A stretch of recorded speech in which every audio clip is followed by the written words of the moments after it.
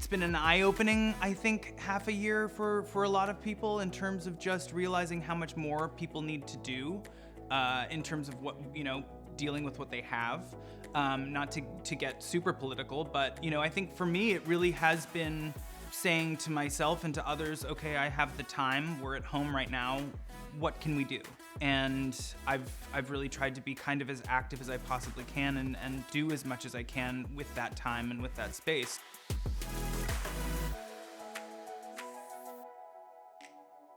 I like these a lot. There's no question, quarantining's been tough on everyone. But it doesn't hurt if your lockdown just happened to include an historic night at the Emmys. And the Emmy goes to Daniel Levy, Schitt's Creek. Daniel Levy, Schitt's Creek. Daniel Levy. Schitt's Creek. Sure, he swept the awards for outstanding writing, directing, acting, and comedy series, but other than that, Schitt's Creek co-star and co-creator Dan Levy has been living through the same quarantine as the rest of us. It's an interesting thing because I think culturally it's been completely transformative. So on the one hand, I think everyone is sort of grappling with how do you entertain yourself while at home? And then on the opposite end of the spectrum, it's like, now that everyone has this time, how are you channeling it to be of service, of active service to a lot of what's going on right now culturally and politically? So in a way, I feel like it acted as an eye-opener for a lot of people and hopefully allowed some space for people to really do some good work. Yes, I love that. So other than baking a lot of bread and taking my dog on some long walks, it's been a lot of reading and learning. I tried cooking. I did try to cook. So there was early days, I was trying different pasta sauces. I was making breads. I was baking cookies. I did the Levan Bakery chocolate chip cookies that I found the recipe online and made them, and they weren't quite as good. And then I did a banana bread recipe that a friend swore by, and then I made it and it wasn't quite as good. And then I did a sourdough bread that turned out like a really heavy, dense brick. So none of these kind of inspiring exercises in the kitchen worked out for me. All it did for me was just remind myself that I should just be saving my money and putting it towards ordering food so that someone can do it for me. I'm just not skilled in the kitchen at all. These are really great. I'm so happy. I am too short-tempered for a puzzle, so I try not to walk down paths that I know are just not gonna be good for my spirit.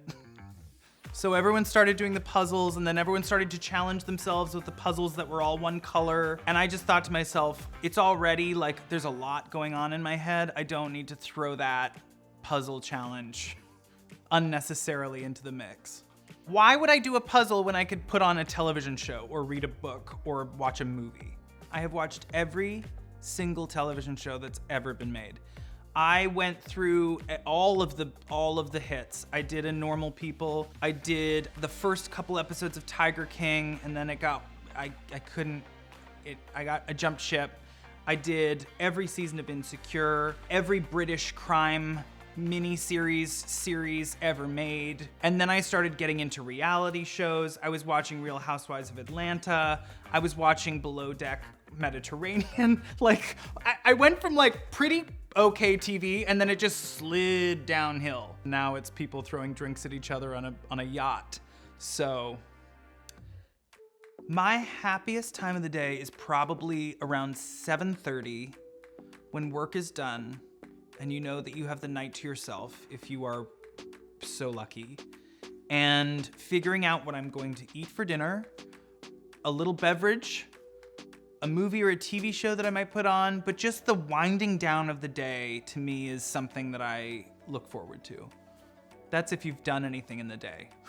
There have been days where I've done absolutely nothing and 7:30 rolls around and I'm like, can I get in bed yet? Or do I have to stay awake for some reason Anyway.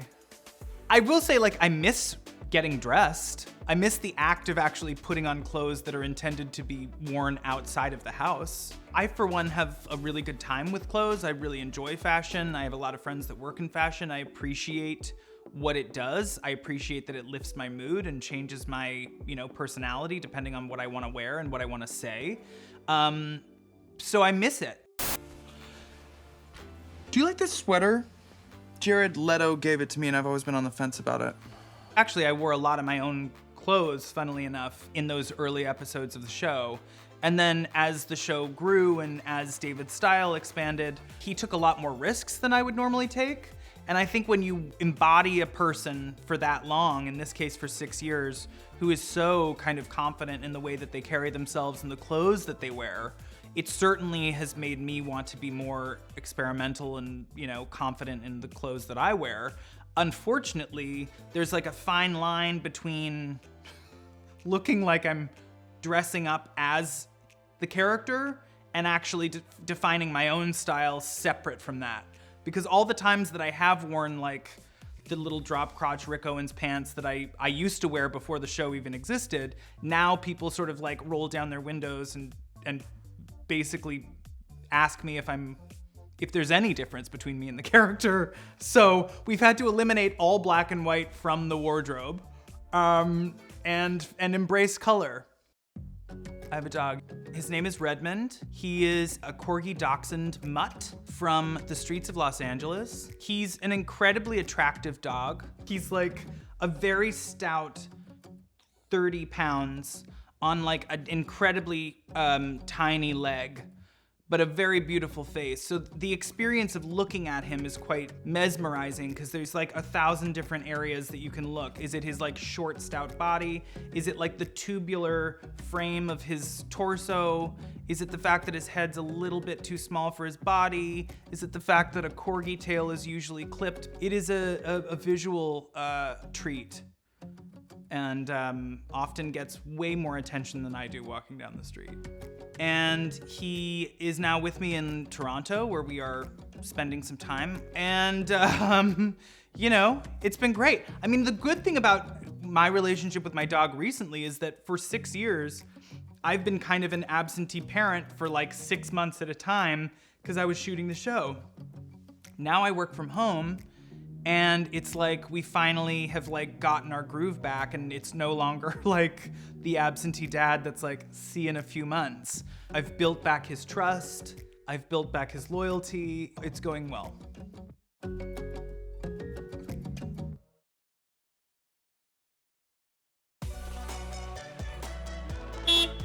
I think there's like been many forms of self-medication that have happened over the past 6 months. Food being one of them. Beverages. I was making paper planes. I was doing Negronis, Manhattans.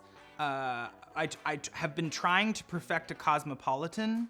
It's my favorite cocktail, Sex and the City aside. It's a very refreshing beverage, but it needs to, there's an alchemy to a Cosmopolitan that needs to be just right, otherwise it does not taste good. So I have continually been trying to sort of perfect the Cosmopolitan on the rocks in a tumbler, not a martini glass. I obviously went down the path with the Peloton bike. I got a Peloton. I have since left my house, so that bike is just sitting there empty, and I have not done an ounce of physical activity since. So I guess my form of self-care is just not doing much when it comes to physical activity. Which I probably should not be saying in some kind of Sexiest person issue of a magazine, because there's inevitably going to be many men in this issue with very intense bodies.